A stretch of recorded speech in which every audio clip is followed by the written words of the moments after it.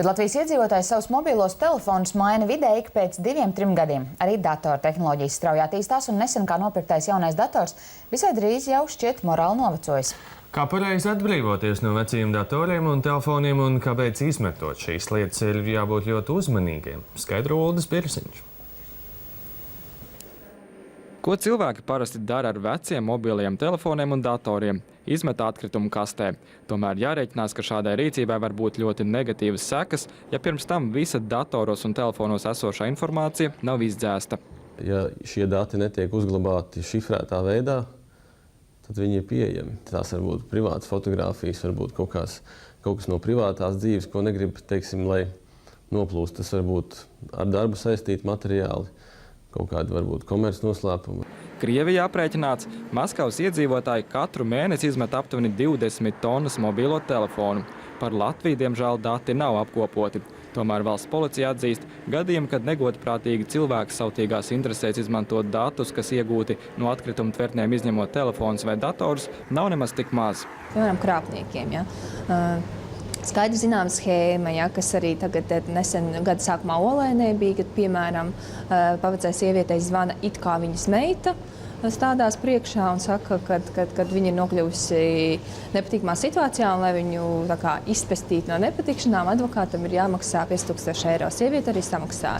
Pavecā sieviete beigās noskaidros, ka, protams, ka tā nav ne meita, bet krāpnieki ir ieguvuši tātad šīs mātes telefonu. Ir bijuši arī gadījumi, kad telefonā vai datorā atrastas bildes tiek izmantotas, lai šantažētu cilvēkus un izspiestu naudu. Latvijas informācijas tehnoloģija drošības incidentu novēršanas institūcijā CERT stāsta, kāda būtu pareiza rīcība izmetot telefonu un datoru. Pirmkārt ir utilizācijas punkti, kur nevienkārši izmest miskastē, bet var nodot utilizācijai šīs iekārtas. Tas ir viens, un no datu drošības viedokļa šie dati vai nu ir droši jāizdzēš, tad, ja mums ir disks un mēs vienkārši uz nešifrēta diska izdzēšam šo materiālu vienreiz, tas nenozīmē, ka viņš vairs tur nav. Viņš nav parastam standarta lietotājiem redzams vairāk šis materiāls, bet reāli viņš uz tā diska vēl eksistē. Sadzīves ierīču utilizācija ir videi draudzīgs risinājums, jo pēc tam šīs lietas tiek pārstrādātas un no tām tiek ražots kaut kas jauns. Tomēr arī utilizācijas punkti nevarēs garantēt datu nenoplūšanu. Ar viņiem nevajadzētu notikt nekam tādam, jo tas lietas tiek izkomplektētas un tā kā tiek izņemti, teiksim, derīgie materiāli, bet, protams, teiksim, mēs nevaram garantēt, ja vien, teiksim, mēs neveicam preču iznīcināšanu, ka, teiksim, kāds nevarētu, teiksim, mēģināt no šiem datiem kaut ko iegūt. Tāpēc neatliek nekas cits, kā visu datoros un telefonos esošo informāciju izdzēst. Kā to pareizi izdarīt, meklējiet internetā, tur padomu netrūkst.